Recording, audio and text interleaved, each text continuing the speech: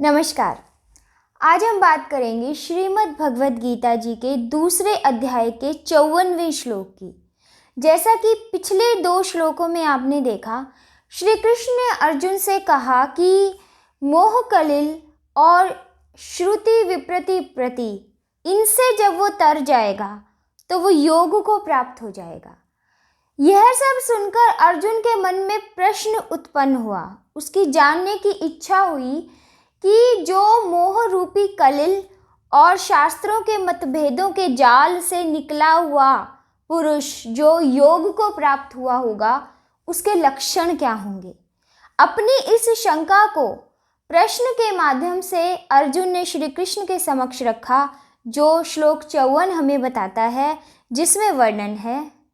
अर्जुनुवाच स्थितप्रज्ञस्य का भाषा समाधिस्थस्य केशव स्थितधि किं प्रभाषेत किमासीत व्रजेत किम। तो जैसे आपने देखा, इस श्लोक का अर्थ है, अर्जुन श्री कृष्ण से पूछ रहे हैं, वो उन्हें केशव कहकर संबोधित करते हैं।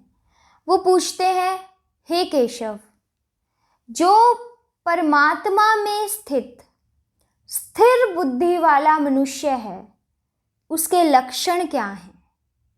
वो कैसे बोलता है, कैसे बैठता है, कैसे चलता है, अर्थात व्यवहार कैसे करता है। ये सब शंकाएं अर्जुन के मन में उत्पन्न हुई, जिसे प्रश्न के माध्यम से अर्जुन ने श्री कृष्ण के समक्ष रखा। अब हम इसे कैसे समझें? अर्जुन के मन में शंकाएं तो कई थी। कुछ सिद्धांतों को लेकर शंकाएं थी, अर्थात कर्म और बुद्धि को लेकर उसके मन में अनेकों प्रश्न थे, जिसे हम कह सकते हैं कि सिद्धांत रूपी शंकाएं थी। अब जब श्री कृष्ण ने उसे 52 और 53वें श्लोक में यह कहा कि जिस भी क्षण तेरी बुद्धि मोह कलिल अर्थात मोह रूपी दलदल और श्रुति विप्रति प्रति अर्थात शास्त्रों के मतभेद के जाल से निकल जाएगी, तर जाएगी, उसी क्षण तो योग को प्राप्त हो जाएगा। अब अर्जुन के मन में एक और शंका उत्पन्न हुई कि जिस क्षण मेरी बुद्धि मोह कलिल से और श्रुति विप्रति प्रति से तर जाएगी और मैं योग को प्राप्त हो जाऊंगा, तो मेरे लक्षण क्या होंगे। तो अपनी इस व्यक्तिगत शंका को प्रश्न के माध्यम से अर्जुन ने श्री कृष्ण के समक्ष पहले रखा और कर्म और बुद्धि रूपी जो सिद्धांतिक प्रश्न थे, उन्हें उसने बाद में रखा, जो हम तीसरे अध्याय में जिनके बारे में पढ़ेंगे और उनकी व्याख्या करेंगे। ऐसा उसने इसलिए किया, यदि वो पहले सिद्धांत के बारे में ही पूछ लेता श्री कृष्ण से, तो जो यह शंका थी उसके मन में, व्यक्तिगत शंका कि जो स्थित प्रज्ञ मनुष्य है वो कैसा होगा, यह पूछने का अवसर बहुत दूर चला जाता। तो उसने पहले अपने व्यक्तिगत प्रश्न को आगे रखा और ये जानना चाहा कि जिस क्षण मैं योग को प्राप्त हो जाऊंगा, या जिस क्षण भी जो व्यक्ति जिसकी बुद्धि परमात्मा में स्थिर हो और जो योग को प्राप्त हो जाता है, वो कैसा व्यवहार करता है, उसके लक्षण क्या होते हैं। श्री कृष्ण, हे केशव, या मुझसे कहिए। यह तो हुआ इसका अर्थ। अब हम इसके बारे में कुछ और समझें।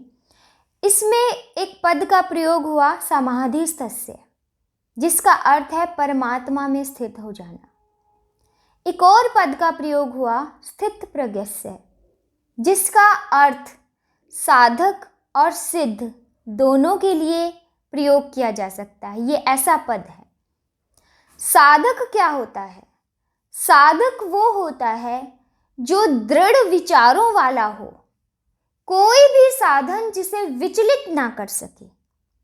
ऐसे दृढ़ विचारों, दृढ़ निश्चय वाले साधक को भी स्थित प्रज्ञ कहा जाता है, और जिसकी बुद्धि परमात्मा में ही स्थिर हो गई है, ऐसे सिद्ध को भी स्थित प्रज्ञ से कहा जाता है।